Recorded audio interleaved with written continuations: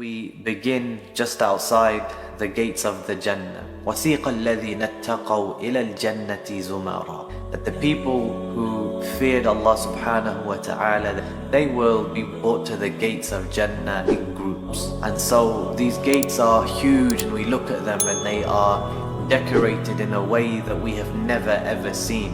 وَقَالَ لَهُمْ خَزَنَتُهَا سَلَامٌ عَلَيْكُمْ طِبْتُمْ فَادْخُلُوهَا خَالِدِينَ. And then the keepers of these gates, the gates are flung wide open for us. Imagine we're standing at the foot of these gates and they are so wide, we look to the left and we look to the right. We don't see where these gates begin and where they end. And we look up and these gates are towering above us. And when we reach there, the gates, they open up, and the angels who are the keepers of those gates, they give us salam. They say, Salamun Alaikum. You have done well, so enter into Jannah. You're going to live therein for all of eternity. Imagine the pleasure and the feeling and the emotion when you're going to be told there's no death. You're not going to leave here. You're not going to grow old. You're not going to get tired. You're not going to get hungry.